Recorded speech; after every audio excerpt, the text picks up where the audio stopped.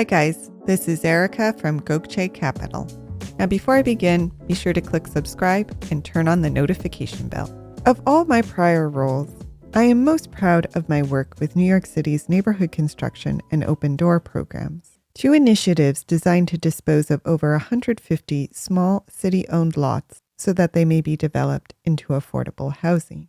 These programs, along with many others around the country, are a cornerstone of community development.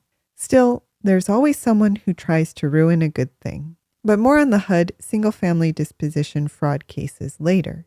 For first, if you are looking at buying a parcel of land as an investment, disposition can be one of the most difficult aspects of the entire real estate cycle. So in today's video, here are the top things you should know. Number 1, disposition refers to the process of selling a property. It is the last step in the real estate cycle. Number 2, there are 3 major disposition strategies used when investing in real estate. The first and most common is a traditional sale. It involves hiring a broker who will help you determine the fair market value of the property and market it for sale.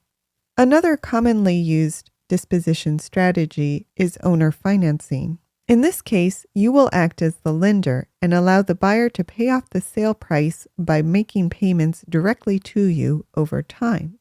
And finally, there is a 1031 exchange. We did a video on this earlier, but in this scenario, you use the proceeds from the sale of your property to purchase a like-kind investment property within a short time frame.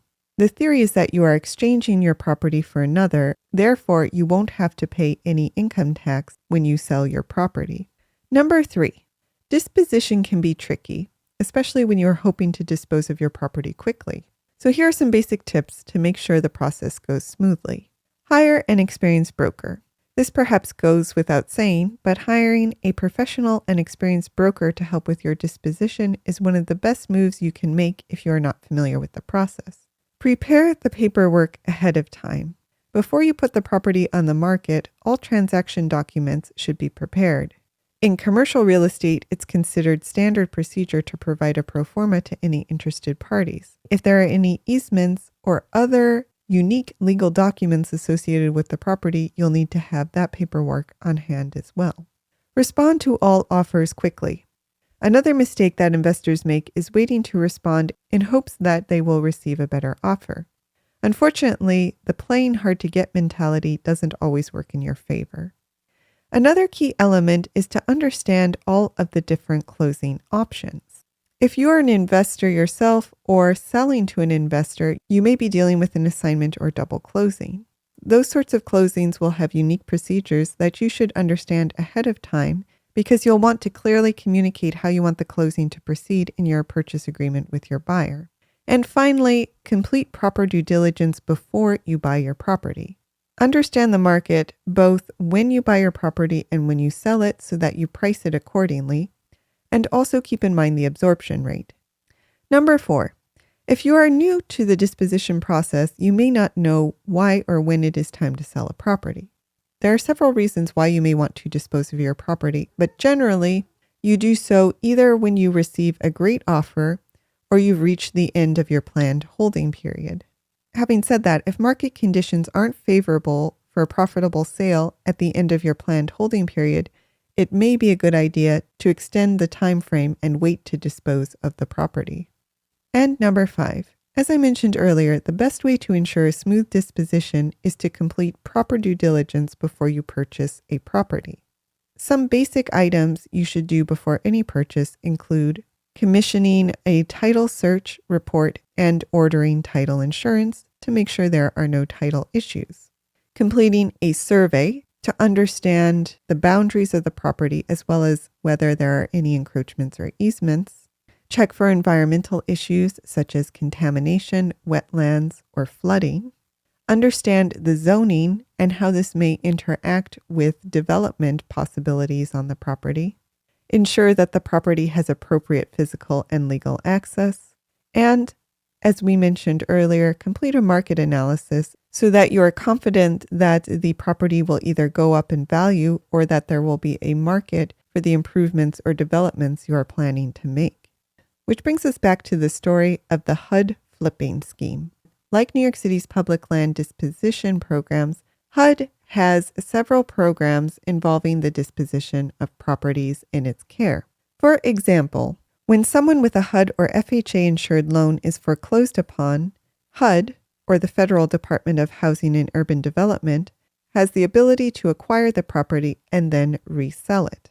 These properties are supposed to be sold first to individuals who are going to own or occupy the house, or to qualified nonprofits or local governments who plan to use the properties for community development. Only after the property cannot be sold to one of these parties are real estate investors allowed to bid. Yet, occasionally, an investor tries to defraud the government. Such is what 2 Pittsburgh real estate agents were recently accused of doing in connection with the purchase of a home in Pittsburgh's Brookline neighborhood. The 2 involved are accused of lying in their application to the HUD Single-Family Property Disposition Program, stating they intended to live in the home they were purchasing. Instead, they flipped the home for a profit within a year of purchase. The accused crime amounts not only to lying on a certified bidding form, but outright fraud, for the falsified application allowed the individuals to both outbid families and jump the line by bidding on a home before other investors could do so. Fortunately, such instances of fraud are rare, but it does show that the disposition of public land is particularly complicated because it requires that the agency successfully meet social as well as financial goals. But even the disposition of privately owned land can become complicated, especially when mistakes are made or the market changes. So it's always a good idea to do extensive due diligence on the property before purchasing and have an exit strategy in mind. Just look at this case of a title insurance error that cost a homeowner their sale. You can read more on the link in the description of this video. Now, do you have any stories about buying or selling properties? Let us know in the comments. Did you like this video?